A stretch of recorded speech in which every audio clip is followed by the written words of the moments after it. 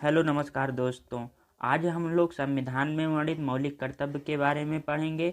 अभी तक हम लोगों ने प्रस्तावना से संबंधित क्वेश्चन, मौलिक अधिकार से संबंधित क्वेश्चन, नीति निर्देशक तत्व से संबंधित क्वेश्चन पढ़ चुके हैं। यदि आपने अभी तक वो वीडियो ना देखा हो तो नीचे डिस्क्रिप्शन में दिए गए लिंक पर जाकर वीडियो देख सकते हैं। वीडियो शुरू करने से पहले यदि आपने अभी तक चैनल को सब्सक्राइब ना किया हो तो चैनल को सब्सक्राइब कर दीजिए और बेल आइकन भी प्रेस कर दीजिए, जिससे आने वाली वीडियो का नोटिफिकेशन आपको प्राप्त हो जाए। आज हम लोग मौलिक कर्तव्य की थ्योरी पढ़ेंगे। अगले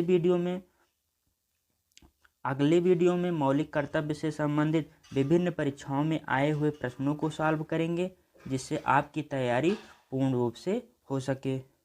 मूल कर्तव्य, फंडामेंटल राइट्स। भारतीय संविधान में मूल अधिकारों के साथ साथ मूल कर्तव्यों को भी स्थान प्राप्त है। हमारे संविधान में मूल अधिकारों के साथ साथ मूल कर्तव्यों को भी रखा गया है, क्योंकि अधिकार विहीन कर्तव्य जो होंगे वो निरर्थक होते हैं, जबकि कर्तव्य विहीन अधिकार निरंकुशता पैदा करेंगे। यदि आपको बहुत सारे कर्तव्य बता दिए जाएं और आपको कोई अधिकार ना दिए जाए तो आपको जो कर्तव्य बताए गए हैं उसका कोई अर्थ नहीं निकलेगा। और यदि आपको बहुत सारे अधिकार दे दिए जाएं और आपको कोई कर्तव्य ना बताया जाए कि आपका ये कर्तव्य है, तो आपको जो अधिकार दिए गए हैं आप उसको मनमाने तरीके से प्रयोग करेंगे, जिससे निरंकुशता पैदा होगी। जैसे मौलिक कर्तव्य से व्यक्ति को गरिमापूर्ण जीवन जीने का अधिकार प्राप्त है, तो उसका कर्तव्य बनता है कि वह अन्य प्राणियों के गरिमापूर्ण जीवन के अधिकार का ख्याल रखे।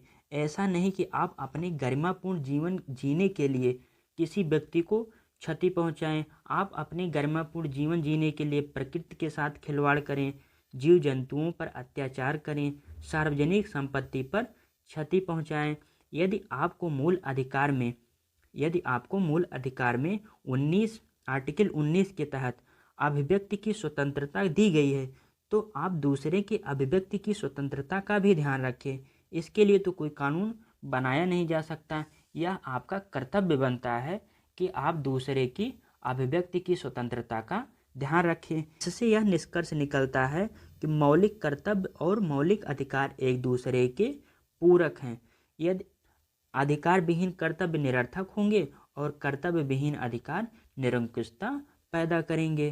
तो मूल संविधान में मौलिक कर्तव्य नहीं थे।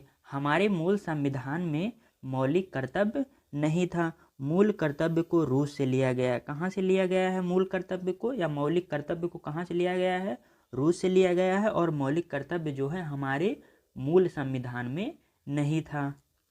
सरदार पूर्ण सिंह समिति की अनुशंसा पर 42वें संविधान संशोधन 1976 के द्वारा मौलिक कर्तव्य को हमारे संविधान में जोड़ा गया था। किसकी अनुशंसा पर? सरदार पूर्ण सिंह समिति की अनुशंसा पर 42वें संविधान संशोधन 1976 के द्वारा मौलिक कर्तव्य को हमारे मूल संविधान के भाग 4 का के अंतर्गत अनुच्छेद 51 का में 10 मूल कर्तव्यों को जोड़ा गया और 86वें संविधान संशोधन 2002 के द्वारा 11वां मौलिक कर्तव्य जोड़ा गया।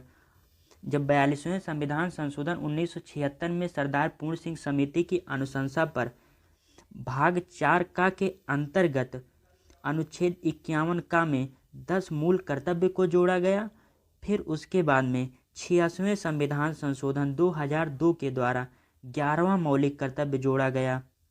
11वें मौलिक कर्तव्य में कहा गया कि 6 से 14 वर्ष के आयु के बच्चों के माता पिता या संरक्षक मतलब उसकी देखभाल करने वाले का यह कर्तव्य होगा कि वह स्वयं पर आश्रित बच्चों को शिक्षा प्राप्त करने का अवसर प्रदान करें।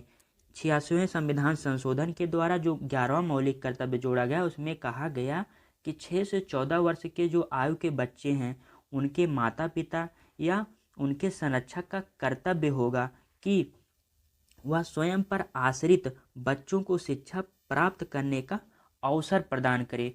क्योंकि आइए अब हम लोग जो हमारे 11 मौलिक कर्तव्य हैं उसके बारे में पढ़ लेते हैं। 51A के अंतर्गत भारत के संविधान और उसके आदर्शों, संस्थाओं और राष्ट्रध्वजों और राष्ट्रगान का आदर करें। 51 में कह रहा है कि भारत के संविधान की और उसके आदर्श जो हैं और संस्थानों, राष्ट्रध्वजों और राष्ट्रगान का आदर करें। 51 में स्वाधीनता आंदोलन को प्रेरित करने वाले आदर्शों का आदर करें।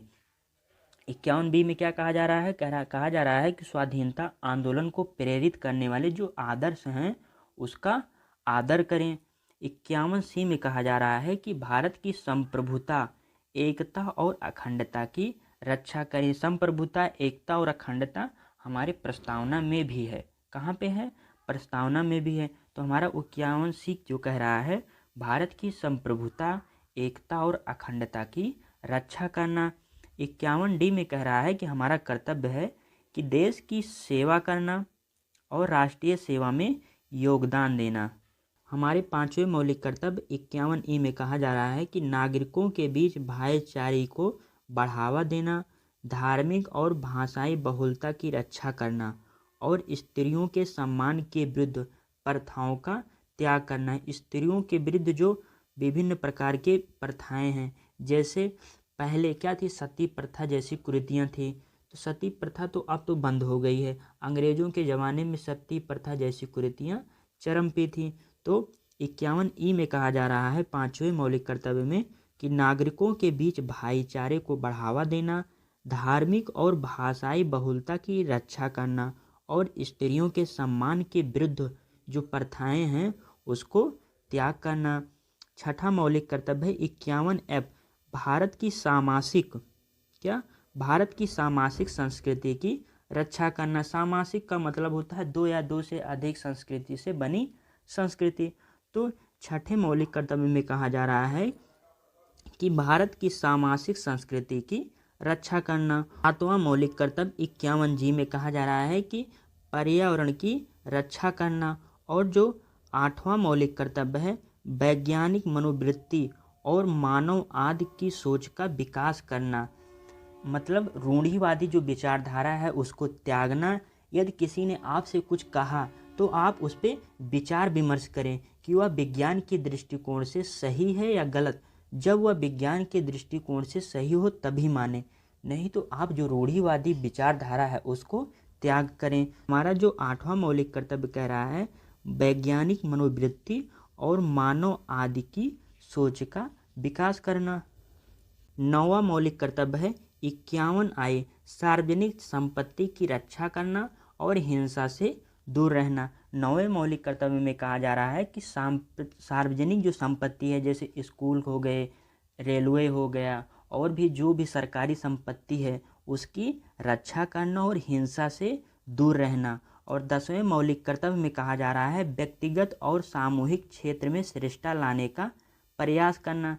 यदि आप कोई व्यक्तिगत कार्य कर रहे हैं, कोई व्यक्तिगत स्वयं का कार्य कर रहे हैं और मिल के सामूहिक रूप से कार्य कर रहे हैं, दोनों में आप श्रेष्ठता लाने का प्रयास करें। क्योंकि जब आप व्यक्तिगत श्रेष्ठता लाएंगे या सामूहिक श्रेष्ठता लाएंगे तो जब आपका विकास होगा तो देश का भी विकास होगा। और 11वां मौलिक कर्तव्य 51A में कहा गया है कि अभिभावकों का यह कर्तव्य होगा कि 6 से 14 वर्ष की आयु के बच्चों की शिक्षा प्राप्त करने का मौका दिया जाए। किसको? उनके माता पिता को कहा जा रहा है, माता पिता या संरक्षक से कहा जा रहा है कि 6 से 14 वर्ष के आयु के जो बच्चे हैं उनको शिक्षा प्राप्त करने का अवसर दिया जाए। और 11वां जो मौलिक कर्तव्य है इसको 86वें संविधान संशोधन के द्वारा जोड़ा गया था।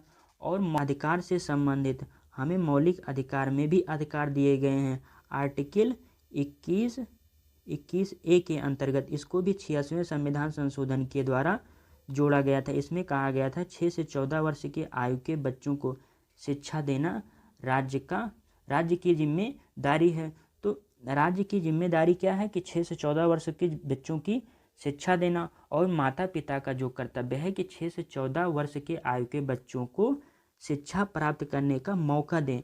यदि बच्चों के माता पिता बच्चों को शिक्षा प्राप्त करने का मौका ही नहीं देंगे तो राज्य कितनी भी कोशिश कर ले बच्चों को शिक्षा नहीं दे पाएगा। तो इसलिए क्या कहा गया हमारे मौलिक कर्तव्य में जो 11वां मौलिक कर्तव्य जोड़ा गया उसमें कहा गया है अभिभावकों का यह कर्तव्य होगा कि 6 से 14 वर्ष की आयु के बच्चों को शिक्षा प्राप्त करने का मौका दें। मौलिक कर्तव्य का महत्व। मौलिक कर्तव्य से देश की सुरक्षा और अखंडता की रक्षा होगी। इससे पर्यावरण के संरक्षण में सहायता होगी और स्त्रियों की स्थिति में क्या होगा, सुधार होगा।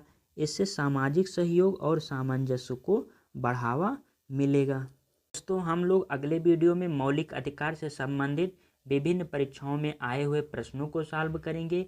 यदि आपने अभी तक चैनल को सब्सक्राइब ना किया हो तो चैनल को सब्सक्राइब कर लीजिए। हम लोग अगले वीडियो में नए टॉपिक के साथ मिलेंगे। तब तक के लिए नमस्कार।